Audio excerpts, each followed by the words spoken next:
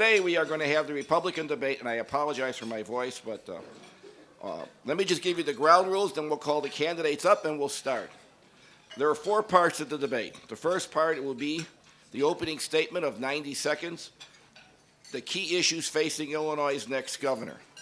Part 2 of the debate.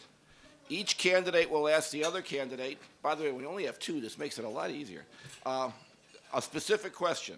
The candidate who asks the question will have 30 seconds to ask it. The candidate who responds will have 90 seconds to answer it. Unlike the Alito hearings, we expect the answer to be longer than the question. Then, part 3, we will have questions from the audience. The microphone is right there. We will rotate it, and the questions from one candidate to the other candidate in typical small d, especially with this crowd, small d Democratic style, so we have fairness for all.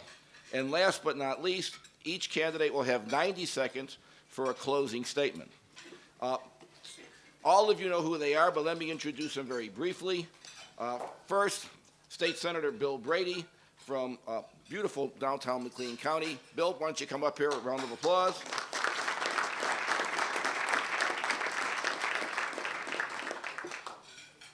The other candidate from a glorious Kane County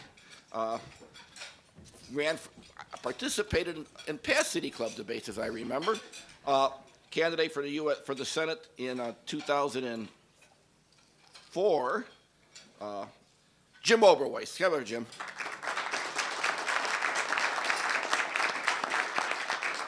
And my only political statement will be, unlike a couple of years ago, I will verify that both of these gentlemen are from Illinois. So if you're a diehard Republican, right off the bat, this is a step up.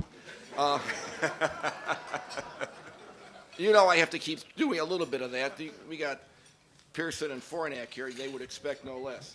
So what I will do, in unbelievable City Club fashion,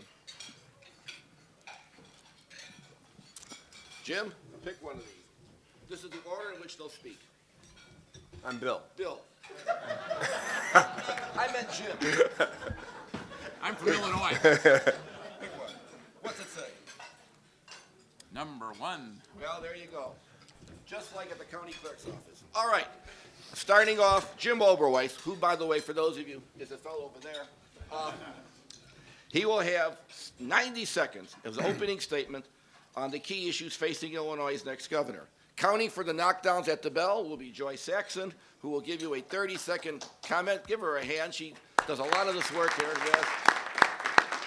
By the way, and she'll give you a 30-second thing and then stop. So, Jim, you're on for 90 seconds. The key issues facing Illinois' next governor.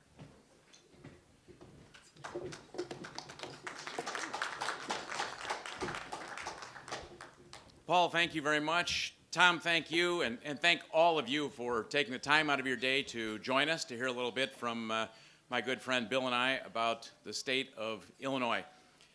I think you're going to hear a lot of the same comments. Unfortunately, or fortunately, Bill and I tend to agree on much of the policy issues, so we're going to get down to some fine lines if we're going to find any sharp disagreements, but we'll see where that goes from here. In my opinion, there are 3 major issues that affect the state that we've been talking about all over. I think the overriding one is clearly the whole culture of corruption that has been so pervasive in politics in Illinois for way too many years. 4 former governors, 2 Republicans and 2 Democrats, have either served time or been indicted during my lifetime. And Mr. Blagojevich is out to break the tie, in my opinion.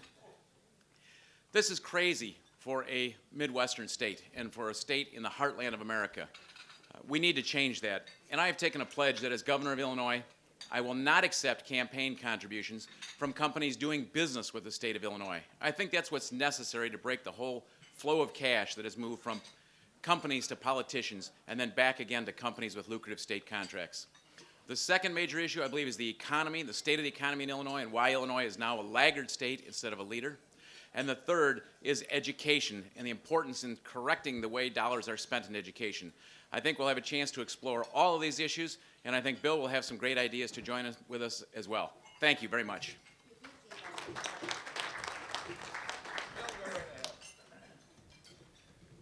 Well, good afternoon, and I too want to thank you for the opportunity to be here with you today. I'm Bill Brady. I'm from Bloomington, Illinois.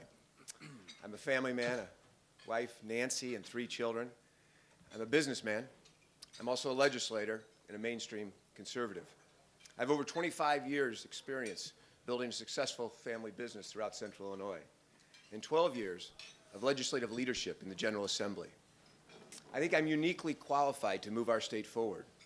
I'm the only candidate in this race who brings both legislative experience and ability coupled with business experience, creating jobs throughout Central Illinois. Illinois can ill afford a governor who requires on-the-job training again. I can hit the ground running to meet our needs. We need to create jobs by reducing taxes and fees. We need to better fund our educational system to reduce property taxes and force more dollars to the classroom. We need to end the culture of corruption and pay-to-play politics that have torn at the very soul of our state. We have to balance our budget, and we have to provide and promote those basic moral family values. I'm a candidate who can win this race. I'm a candidate who can lead the General Assembly to make us proud to live in this state. Thank you for the opportunity to be here.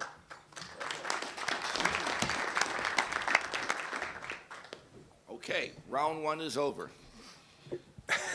Those of you keeping score. Okay, round 2.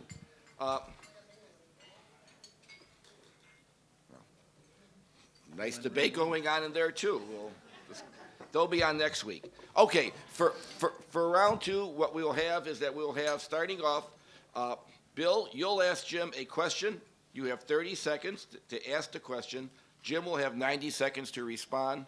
Then Jim will ask Bill a question. And once again, it's really good when you only have 2 candidates to do this, though I already got confused. So, go right ahead, Jim. Jim, one of the best things I've had going for me is a clear foundation and core beliefs that I've stayed consistent on. One of the weaknesses of George Ryan was he flip-flopped on various issues. Since you've run now 3 times, you've flip-flopped on abortion, you've flip-flopped on guns, you've flip-flopped on ethanol. What is it that you can tell us that would make us believe you won't flip-flop on critical issues like taxes and corruption? I think to win this election, we've got to have a pure candidate, someone the voters can trust. Tell us how we can trust you won't flip-flop. Sure, that's simple. You're just dead wrong. I haven't flip-flopped on anything. The only issue that I've changed a position on was as it relates to abortion. My background is a belief in the sanctity of life. I've always held that belief. But I was away from politics for about 30 years, and quite frankly, when I was involved in the Barry Goldwater campaign and earlier campaigns, a conservative meant somebody who was interested in balancing the budget and reducing government exposure in our lives, giving individuals more freedom and more opportunity. When Denny Hastert asked me to be a candidate for the United States Senate, and I was thinking about it, I was approached by the press and asked about that issue, the sanctity of life. My response was that I certainly believe in the sanctity of life. I have all of my life. But as a true conservative, I was reluctant to use the power of government to enter into that particular area. Some say that that is a pro-choice position. It's a position believing in the sanctity of life but being reluctant to use government. Over the years following that, particularly with some discussion with Jim Leahy, who happens to be right here, and with others, and praying about the issue, I came to the conclusion that, in fact, if voters know my position on that issue, then, in fact, I have a right to vote my conscience on that issue, and have said that I would. So that's the only degree that I've changed on anything. I've never changed my position on ethanol. I've never changed position on the Second Amendment rights or anything else. Okay. Now, Jim, turn around and ask Bill a question. Bill,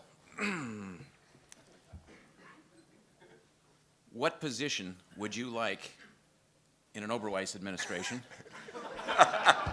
and will you condemn Mr. Schalander upon joining an Oberweis administration, or at least ask him to resign and step aside from the Republican Party? I'll hold off on the hypothetical. The truth is, you have been critical of Bob Schalander. You and I both agree that we've got to rid the state of Illinois of corruption. But the problem isn't Bob Schalander sitting as a state central committee. The problem isn't one person. It's bigger than that. The problem is about allowing people to profit extremely profit in unfair ways through government and with our tax dollars, which is why I've sponsored legislation to clean up Illinois government. I've sponsored legislation which requires all bonds in most state contracts to be bid, not negotiated. I've sponsored legislation that says if there are emergency situations where we have to hire someone without a bidding process, then those people are prohibited from making contributions, and people who've made contributions are prohibited. I've sponsored legislation to bring election campaign finance reform that will eliminate not just you collecting corporate funds, but all politicians from collecting corporate funds, limiting the maximum contribution to $5,000, like the federal limit, from a PAC, and $2,000 from an individual. If we want to clean up the problem, we've got to have laws in place that treat everyone equally, that remove pay-to-play politics, that provide Illinois citizens with the feeling that their government has some integrity. Okay. That's a great answer. I think there will be a place for you in an Oberweis administration. Yeah. He just took my time. That's okay. By the way, Mr. Oberweis, there are a lot of people in this audience who probably would be applying. Just off the head. All right. We're going to need some good help. Yeah. Now can we have part 3? If you want to ask a question of the candidate, you must state your name. Remember the City Club rules. Sandbagging is allowed, but you must state your name so we know what's going on. And we'll start off with Mr. Oberweis. But so line up there. Mr. Mazer, Sergeant of Arms, will make sure no rowdiness takes place. And while you're standing there getting ready, the moderator has a question, and both of you will have 90 seconds to respond because it's a tough question. Besides, I'm the moderator. To paraphrase my favorite philosopher, Mel Brooks, it's good to be the moderator. All right. Everyone talks about the budget. Everyone talks about, the problems of funding and all the other stuff. And everyone talks about it in adjectives and adverbs. If either one of you are elected governor of the state of Illinois, where are you going to find the money to provide funds for the kinds of things now that are really under tremendous stress? Up in this area, be it the city schools, but also suburban and downstate schools, and also institutions like the Chicago Transit Authority. Where is the money going to come from? Jim, why don't you take 90 seconds and try and figure it out? And no campaign speeches. Where is the money going to come from? Well, this is not something new. Obviously, this is something that we've looked at and thought about. In fact, I happen to have a copy of the budget right here if you'd like to take a look at it with me and give me a hand in finding some of those items. But I think there are all kinds of opportunities. Let me start with a couple of big ones, the ones in the billion-dollar category. Number one, under the pledge that I have made of not accepting campaign contributions from companies doing business with the state of Illinois and seeking to get best value for taxpayer expenditures, I believe that we can easily reduce or save 2 to 3% on the entire budget. Now that is a billion-dollar number right there, which would allow us to make the required contribution to our pension system that under Mr. Blagojevich we're failing to make. There are other major areas in the billion-dollar area as well. This governor, by executive order, has created a situation with special contracts that forces this state to hire contractors in uneconomic fashion. Instead of trying to get the best value for taxpayer dollars, he's created a situation where we pay anywhere from 12 to 20% higher than necessary for those construction contracts, be they schools, be they roads, what have you. I believe that as governor I would represent the taxpayers and make sure that we get the best value, the best quality project for the best price that we possibly can in that expenditure. And we'll make that happen. There are all kinds of other areas, and as you know, this governor always finds $1 million here, $10 million there, $5 million there for any project that he wants, and he unveils these huge programs at press conferences and then drops them. Thank you. Bill, your response. No, 90 seconds, no response. Where are we going to find the money? Well, really, Illinois' budgetary problems have two problems. We have a spending problem and we have a revenue problem. The first thing is, I've pledged not to increase taxes, signed a pledge. Jim has as well.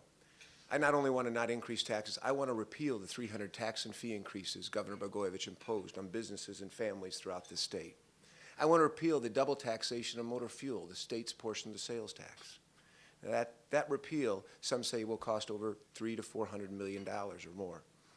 That's right, but I believe it'll bring back those jobs. Statistically, over the last 3 years, Illinois has lost over 250,000 jobs because we haven't kept up with the national average. I think we can do better than the national average. The average job brings $4,200 in state revenue. Imagine over $1 billion in revenue to meet our needs, plus less people reliant on public services, cutting our public aid budget. The other thing we need to do is we need to force managed care in our Medicaid system. Business saves between 15 and 30% by managing its medical costs in health care. Rod Blagojevich abolished managed care. I believe we could save at least $1 billion if we only saved half of what business saves. That switch is over $2.5 billion that we'd have to invest in funding our pensions, funding our schools for property tax relief. Those are my priorities. Very good. Okay, we start the questions, and if the fella, Thank you. they want a clear shot at the question, or vice versa. Thank you. Ms. Alters, this goes to Mr. Oberweis. Yes. Sharon Alter, question for Jim Oberweis. 2 years ago, you ran for the Republican nomination for U.S. Senate, and I attended a forum similar to this when there was the Republican debate. At that point in time, which was before you ran any television ads, you gave some very strong anti-immigration and anti-immigrant positions. Anti-illegal immigration, if I can correct that.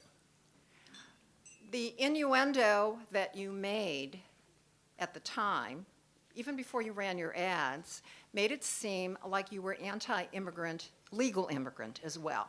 And my question is, how do your views today on immigration, legal and illegal, and immigrants compare with 2 years ago?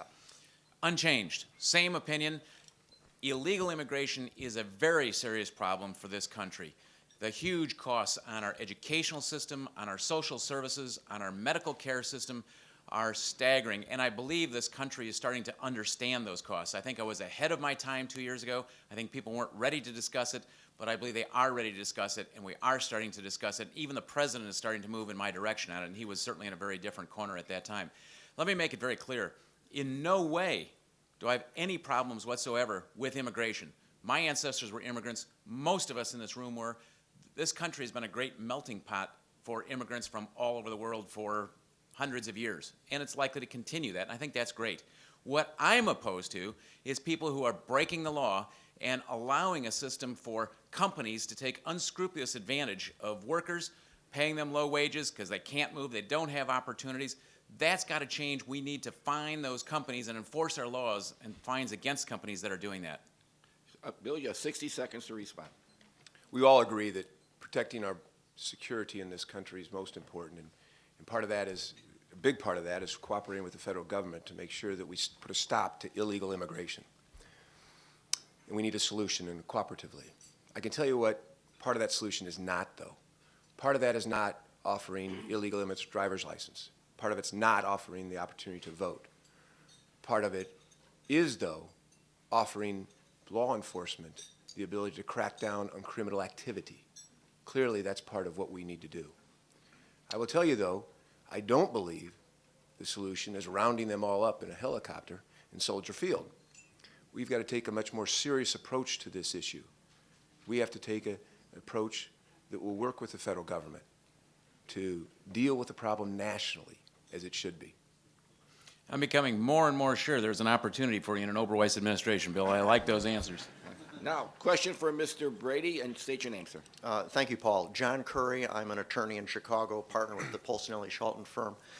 Senator Brady, ever since the Chicago public education funding crisis in the 1980s, it seems that education has become progressively worse in Illinois, both from a quality point of view and an affordability point of view for our citizens.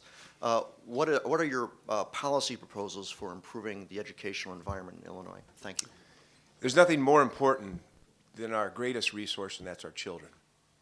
It's a two-pronged approach. One is we have to have the best public schools in this nation, and we have to encourage competition.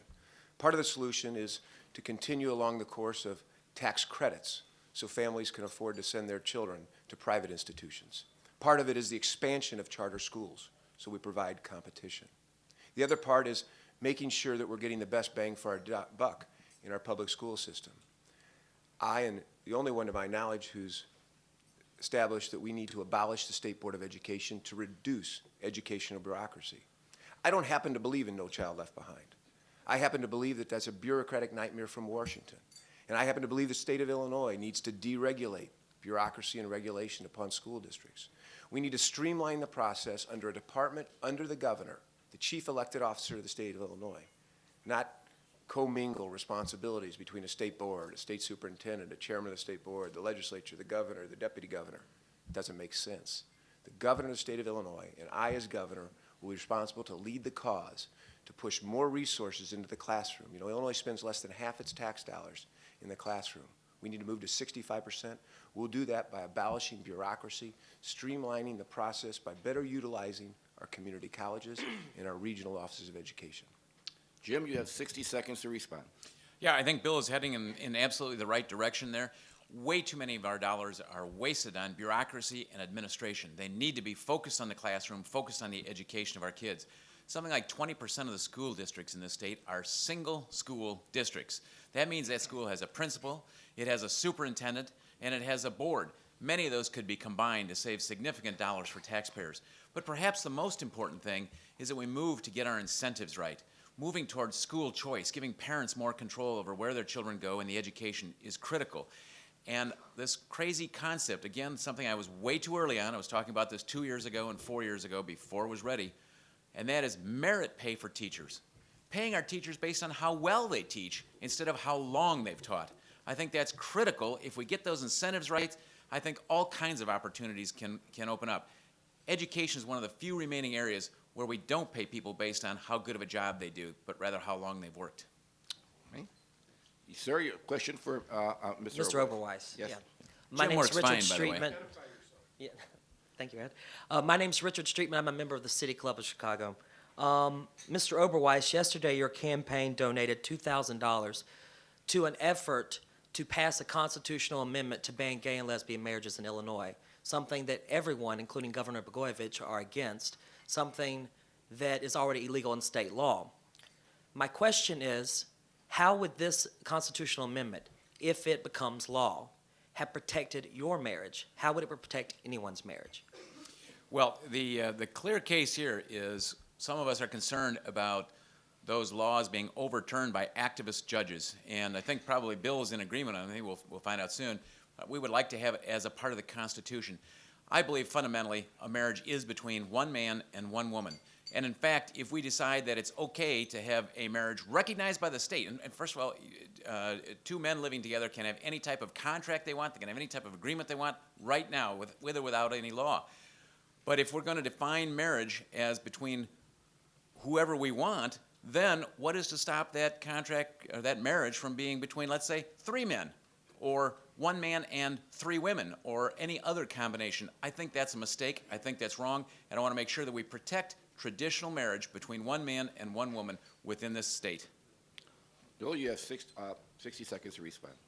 Hey, first of all, I say that I'm not here to judge anybody, but I do believe that marriage is a sacred institution between a man and a woman. I believe in promoting a procreative society as good stewards, and I believe that activist judges could overturn our law. You're right, we have a law that protects marriage, but activist judges could overturn that.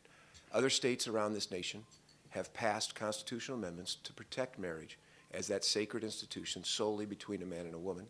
I embrace that. As governor of the state of Illinois, I will put forward more than a non-binding, and the referendum we're talking about now is non-binding.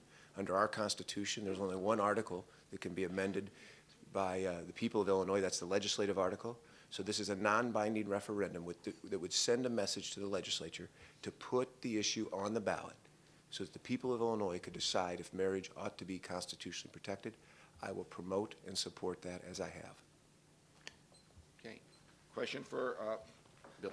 Hello, my name is Lawrence Brutner. I'm from Thompson, the home of the $140 million prison that's not open. It's been sitting there for 5 years. But our crisis, You're not blaming gentlemen, the City Club for that, are you? No. Okay. no. Our crisis is that energy is needed. The situation in my intelligence shows that the things in Iran are getting worse and worse and worse. We have coal in 86 of our counties. We have a lot of corn. Our farmers are worried about natural gas prices, fertilizer prices, and so on and so on. What will your policies be concerning energy in Illinois? And also, would you publicly comment on what role you think the Lieutenant Governor is going to have in your administration? Is this to Bill first or to me? This is the bill. First time I've heard you not ask about what we're going to do at Thompson. Energy is a very serious issue, as is Thompson. We need to get, by the way, for the record, as Governor of the State of Illinois, I will put that into productive use. And it needs to be put into productive use. The people of Illinois have invested in that. Energy is a very serious issue. It's driving businesses out of this state. As I said, one of my top agenda items is to bring those jobs back to this state. Energy is causing businesses to leave the state because they can't be competitive. You're right. One of our greatest natural resources, well, that falls below our greatest natural resource, our soil, is coal.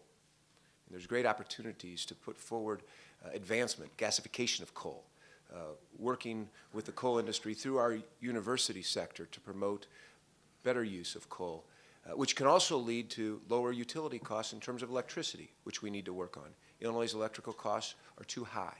We have to work to using coal to promote that, as well as nuclear. Nuclear energy has provided a great source for us in the state. We've got to continue to make sure that that, in a safe way, is promoted for the betterment of our citizens. Ethanol, though, is also important. We grow ethanol right here in this state. The Blagojevich administration has set a course where it takes 6 times as long to site an ethanol plant in the state of Illinois as it does competing states. We've got to reduce bureaucracy, reduce regulation, and make it affordable for people to invest in those products of energy, which are our future, reducing foreign dependency and using our own homegrown products that are more environmentally conscious. Jim, you got 60 seconds to respond. Great. Certainly, doing everything we can to reduce our dependency on Middle Eastern oil is critical for this nation and certainly important for our state. I've been a strong supporter of drilling in Anwar, reopening that up, and we can do that in a very small area, an area the size of just a few football fields, and gain most of the oil from that area. Certainly, nuclear is a part of the answer. I believe that ethanol and biodiesel are a part of the answer. To perhaps clarify or clear up for you, Bill, why you might have had confusion on ethanol, let me just say that I made statements early on that I'm not a big proponent of subsidies. In my opinion, we do not have a subsidy for ethanol. What we do is to omit taxing a portion of our gasoline that is in ethanol.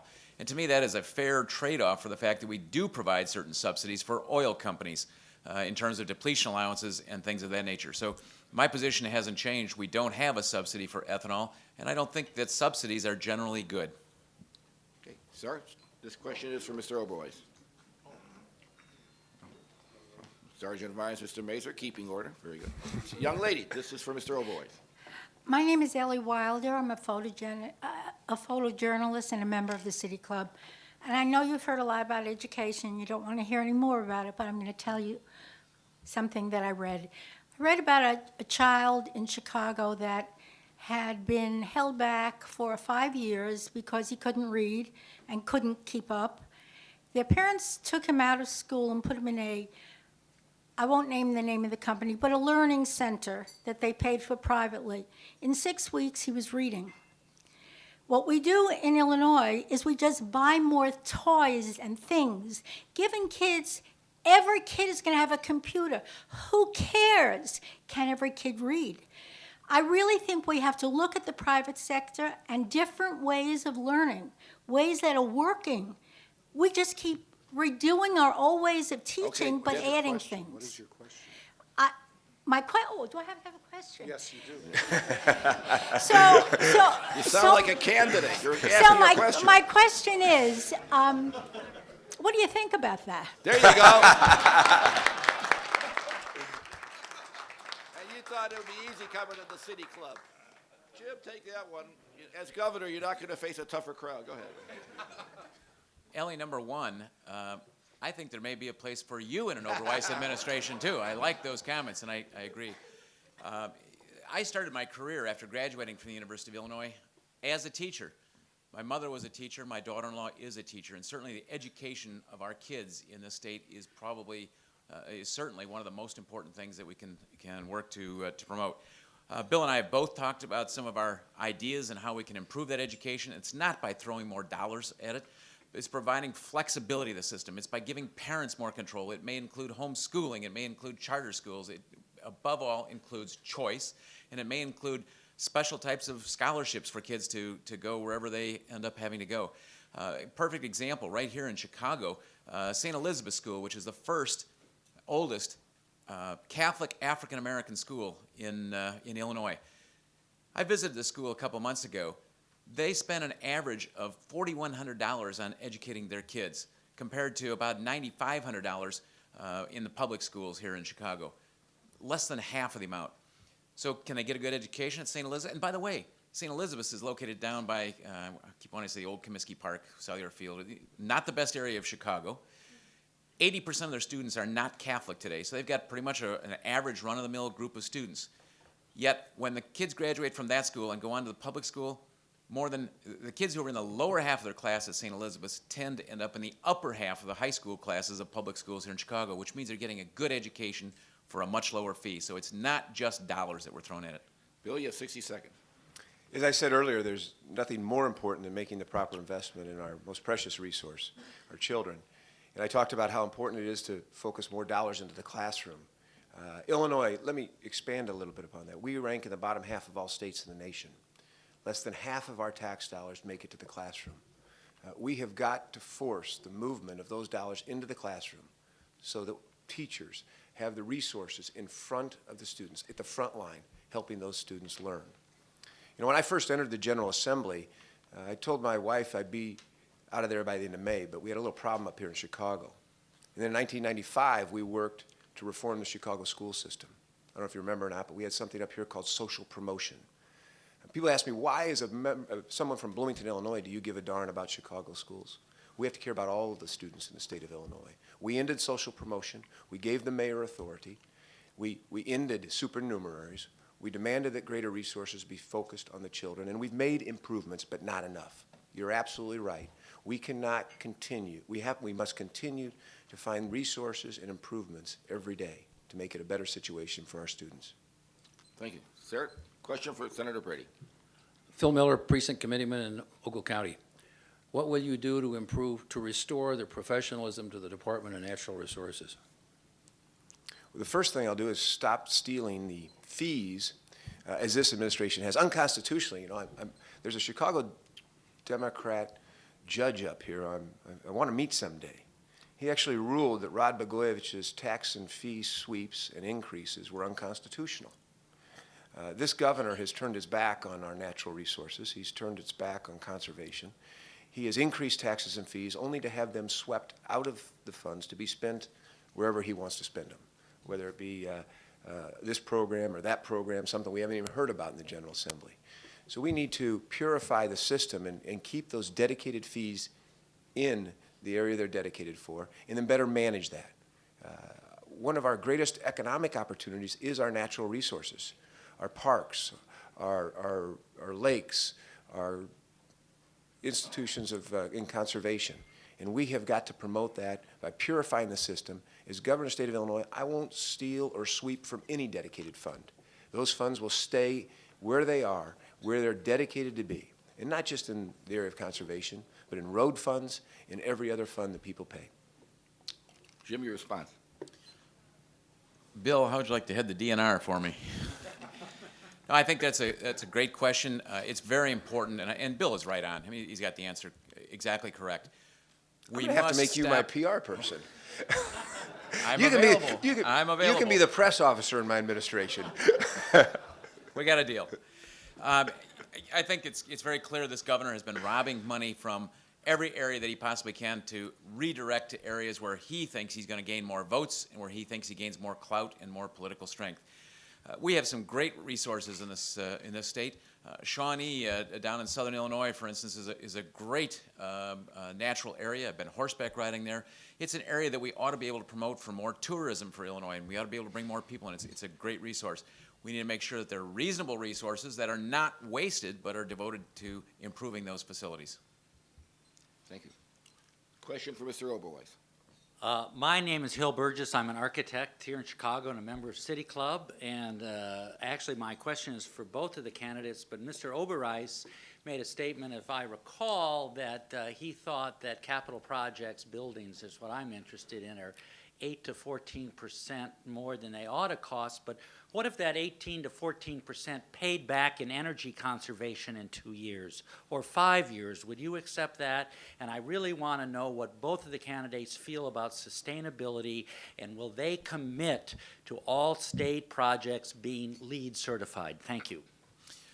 First of all, the comment I made was 12 to 20%, and that was due to the executive order of the governor requiring PLAs or special contracts excluding many eligible merit builders. When you talk about adding special value that adds something to us, that's great. One project might cost, let's pick a number, $200 million, and the same project might cost $220 million, and the $220 million might be a better value if it is going to save funds, operating budget over a long period of time. I don't think either Bill or I would be opposed to anything like that. That makes all kinds of sense. What I'm opposed to is spending $240 million for the same project that ought to cost us $200 million. Well, I would agree. As governor of the state of Illinois, I will maximize our resources not only for the short term but the long term. Every project must be looked at in a long-term consequence, every bit as much as a short-term consequence. But you bring something up that I'd like to take a little time to discuss, and that is the lack of a capital program in the state of Illinois. In the first time that I'm aware of in the history of Illinois, we have a governor who doesn't have enough trust within the legislature to pass a capital program for 3 years.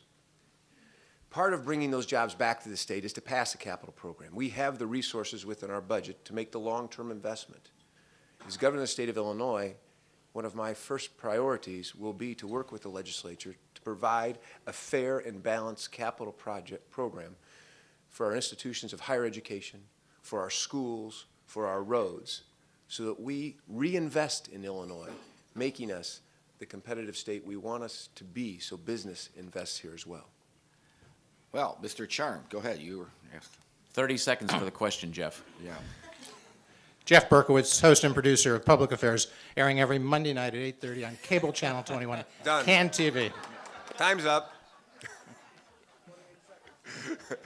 You've given a whole new meaning to the term self-promotion. Go ahead, Jeff.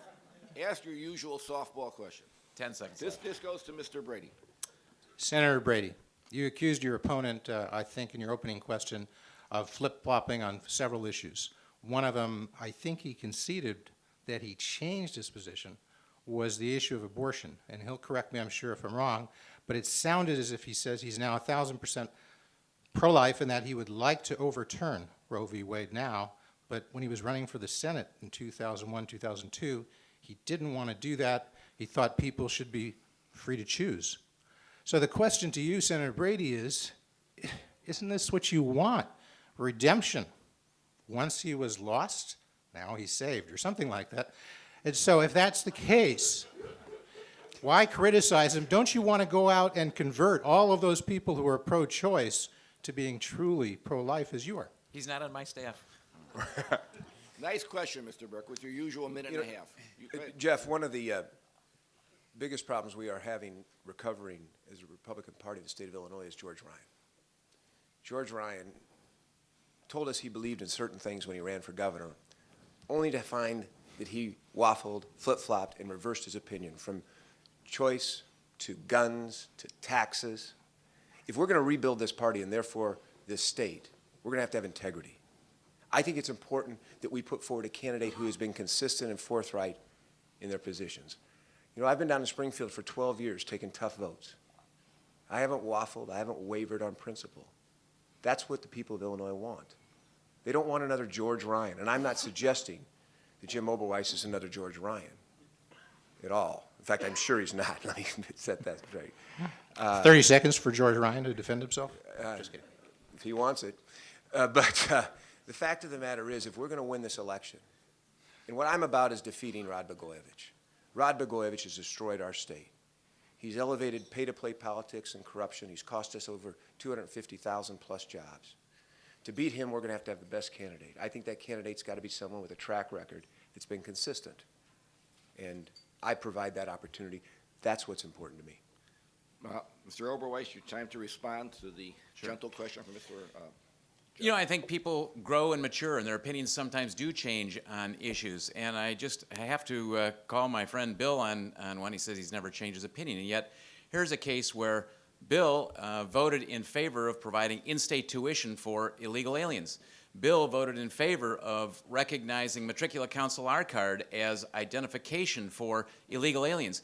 And yet Bill has now seen the light, I think, and has taken a position in opposition to the governor's I-loan program that provides 3% mortgages at 3% down for illegal aliens, which, by the way, I think is the correct position. I'm 100% in agreement on that and have taken a leadership role in that. But I think it's wrong to provide in-state tuition for people who are here illegally. I think it's wrong to provide matricular consular cards that have no meaning, no merit. The FBI is dead opposed to the use of those. And in fact, the country of Mexico doesn't even recognize matricular consular cards issued by the Mexican embassy in the United States because they're not valid. Peter Gadiel, who endorsed our campaign, visiting here on September 11th, the head of 9/11 Families for a Secure America, pulls out one in the name of Joe Lieberman to show how ridiculous they are. So Bill has changed his position on some issues, too. No, I haven't. He's grown. He's matured. Jim, I have not changed my position. I supported the matricular card because I thought law enforcement ought to have it as a tool. I don't believe that I think it's un-American, Jim, to hold children responsible for their parents' actions. You want to hold people, young children who came here of no will of their own. Their parents brought them here. They attended our schools for 3 years. You want to hold them responsible for their actions by not allowing them to attend our state universities. I want to enforce think our it's laws in this un-American country. to- I do not want to create a whole set of We are enticements enforcing to our people laws, to Jim. break laws to come into this country. We're not- This Jim, these program people- says break our laws, No, it and you'll doesn't. be rewarded with a new home. No, you'll be it- rewarded with a Wait, Jim. low-cost Jim, education. I'm you'll a be sta- rewarded I'm a- with identification. I'm a state senator. I'm a state senator. I Sergeant of Arms? sponsored the legislation to prohibit I-loan programs. I agree. You haven't. I agree. I've taken tough positions. I voted against legislation to give driver's license and vote.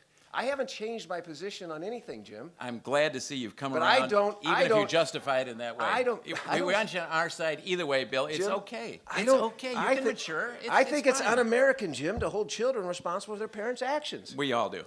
But you evidently don't. I think Yeah. it's wrong to give people breaks when they break Children the law. who were To brought here by their encourage parents, people- Jim. To encourage people to break our laws to come here, create a whole package of goodies to make it attractive. It's wrong. You and I Bad disagree. for the country. You want to hold children responsible for their parents' actions. I don't. Now you know why the City Club is the City Club. There's going to be none of this on that wimpy Channel 2 debate tonight. You know. I mean, this is the old-fashioned thing. All we need is Kenny Hurst to be the moderator. All right, we've now come to the last part of the debate, though that was really good, by the way. Mr. Roser enjoyed that a lot. And now we You have- write about it on your blog. You want to talk about your blog like Jeff did? We now come to the closing statement. Why I would be my party's best candidate for governor in November. Some of this may be repetitive, but we will reverse the order. And Bill, you'll go first. Let me read it again. Why I would be my party's best candidate for governor in November. You have 90 seconds. And I wouldn't be running if I didn't think I was the best opportunity, if not the only, to beat Rod Blagojevich. Jim and I, you obviously know, agree on many issues. But it's going to take a fresh candidate, a candidate of a new generation to win this election, a candidate who can bring every Republican to the ballot and earn Democrat votes. Now, I've done that for the last 12 years. Jim's tried, hasn't been successful. Give him credit for that. Everyone ought to be applauded for running for office. But the truth of the matter is, we have got to bring forward a candidate who's got a track record, who's got vision, who hasn't changed on issues, who the people of Illinois can trust, who's scandal-free, someone who they know will restore Illinois to what it ought to be, as I've outlined in my contract for Illinois. Reducing tax burdens, creating jobs, ending educational bureaucracy, balancing our budget, and promoting those basic family values. I put that in writing because I thought it was important the people of Illinois knew what they could expect in my administration. All my life, I've lived up to my word. 25 years in business, 12 years in the legislature. I can uniquely take that, move Illinois forward, bring every Republican vote possible to this election, and earn not only those Reagan Democrat votes up here, but I believe I'm the best chance we've got of earning those Reagan Democrat votes in downstate Illinois. I want to thank you for the opportunity to be here with you today. I'm sorry that the other two candidates didn't come, but nonetheless, you should be commended for putting this on. God bless you. Jim, you have 90 seconds to say why you would be the best candidate for governor in November, your party's best candidate. Ladies and gentlemen, like never before, we have an opportunity to make a change in the direction of our state. We have a clear choice. We have a choice between the past, the way politics have been run in this state for many, many years, and the future, the way politics and government should be in the state and can be and will be in an Oberweis administration. Sometimes, and I think this is the time, it takes an outside force, an outside factor to come in and make dramatic change. Witness what happened in Illinois when we got a U.S. attorney, Patrick Fitzgerald, who's done more to help improve the climate in Illinois than any individual I can think of in 50 years. A tremendous change in attitude. He was the right man for the right job at the right time. I believe similarly, this is going to take a governor who has had no prior connection with any of the past administrations, no prior involvement in that political process, and does not have a list of IOUs and thank yous to pay off. I am that individual. I don't have those connections. I will bring dramatic change. This, in fact, is a two-way race. It's a race between Judy Topinka and myself, if you believe any of the polls that are out there and anything that's going on. If you look at the endorsements here in Cook County, I've gotten 3, Judy's gotten 2. None of the other candidates have gotten any so far. It's a great opportunity for change. Together, we can build a new Illinois, an economically strong Illinois, and a proud Illinois with no political corruption. Thank you. Very good. On behalf of the City Club of Chicago, I want all of you to thank all of you for coming. Bill, great job. Bill, this is gratuity time. This will pass any ethics legislation you can think of. Gold-plated? This is the City Club. Thank you. Wait, we're not done yet. And if either one of you are elected governor, we expect you to be here every year to renew your membership. There you go. And give a speech. How about a big round of applause? Thank you.